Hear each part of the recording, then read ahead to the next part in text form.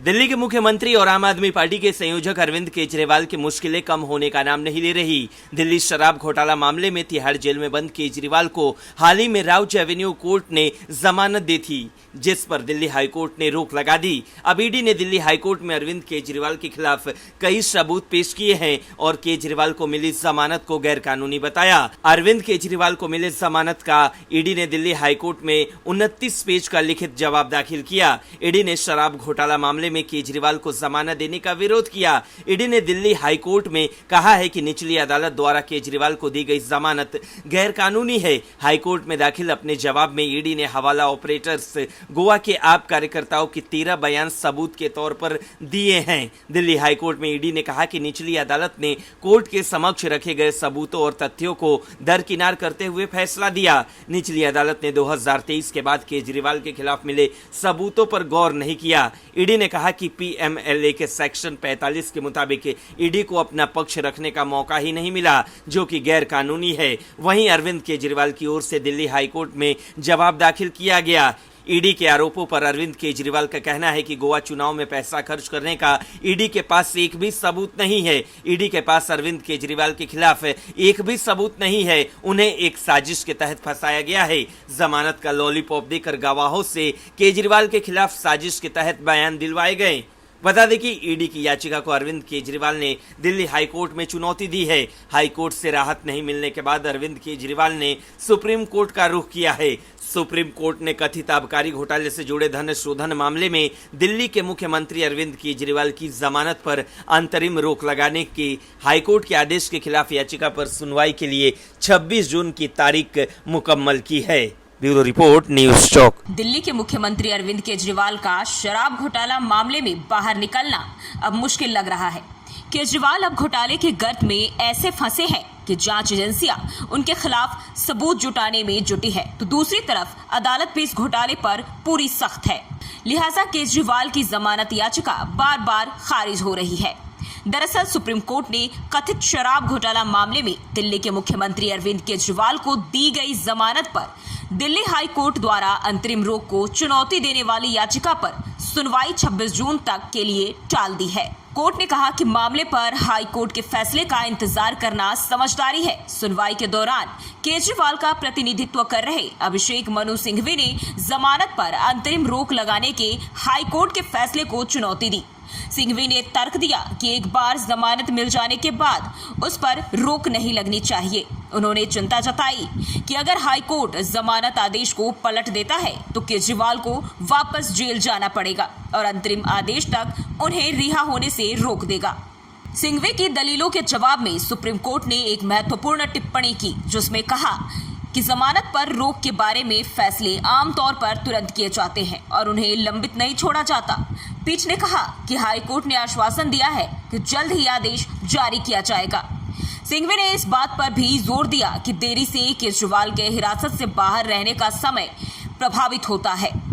ED ने न्यायाधीशों को सूचित किया कि हाई कोर्ट का आदेश आज या कल आने की उम्मीद है। ईडी ने 21 मार्च को अरविंद केजरीवाल को गिरफ्तार किया था।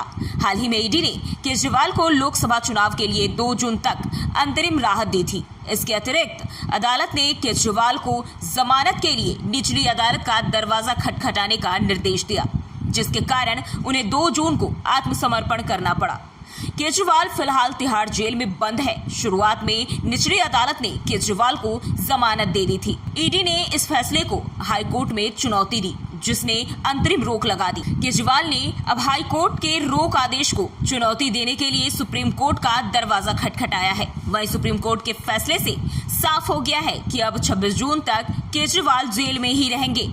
ऐसे में दिल्ली के सीएम को जमानत मिलना आम आदमी पार्टी के लिए बड़ा झटका माना जा रहा है।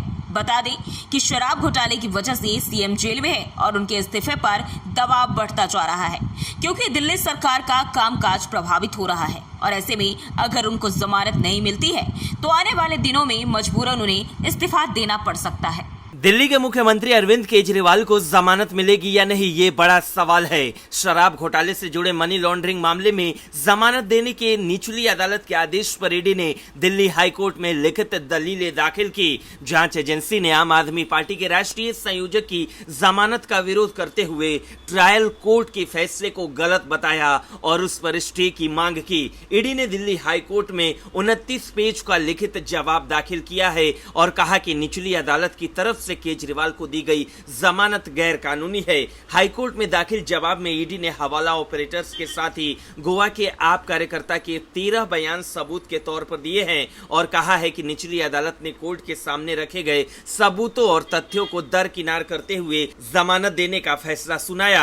ईडी ने अपने जवाब में कहा कि निचली अदालत ने 2023 के बाद केजरीवाल के खिलाफ मिले सबूतों पर गौर नहीं किया।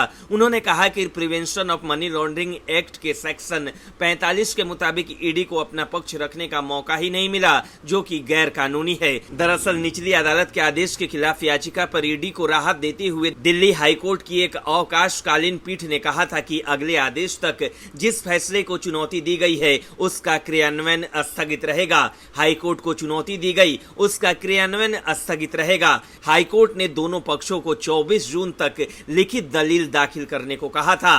अदालत ने याचिका पर सुनवाई के लिए 10 जुलाई की तारीख तय की है। हाईकोर्ट ने कहा था कि वो 2-3 दिन के लिए आदेश सुरक्षित रख रहा है क्योंकि वो पूरे मामले के रिकॉर्ड का अवलोकन करना चाहता है। हाईकोर्ट में ईडी की ओर से पेश अतिरिक्त सॉलिसिटर जनरल SV राजू ने दलील दी थी कि निचली अदालत का आदेश विकृत, एक तरफा और गलत था और निष्कर्ष अप्रासंगिक तथ्यों पर आधारित थे। निचली अदालत के आदेश पर रोक लगाने की मांग करते हुए राजू ने दलील दी थी कि ईडी को अपना पक्ष रखने के लिए पर्याप्त अवसर नहीं दिया गया। निचली अदालत के आदेश पर रोक संबंधी ईडी की अर्जी का केजरीवाल की ओर से वरिष्ठ अधिवक्ता अभिषेक मनु सिंघवी और विक्रम चौधरी ने कड़ा विरोध किया। उन्होंने कहा कि संविधान का अनुच्छेद 21 ईडी के लिए उपलब्ध नहीं है, जो व्यक्ति की स्वतंत्रता को निम्न प्राथमिकी देता है। दिल्ली की केजरीवाल सरकार ने 17 नवंबर 2021 को एक्साइज पॉलिसी 2021-22 को लागू किया था। नई पॉलिसी के तहत शराब कारोबार से सरकार बाहर आ गई और पूरी तरह दुकानें निजी हाथों में चली गई थी। दिल्ली सरकार का दावा था कि नई शराब नीति से माफिया राज खत्म होगा और सरकार के रेवेन्यू में बढ़ोतरी होगी। हालांकि यह नीति शुरू से ही विवादों में थी और जब बवाल ज्यादा बढ़ गया तो 28 जुलाई 2022 को सरकार ने इसे रद्द कर दिया। ब्यूरो रिपोर्ट, न्यूज़ चौक।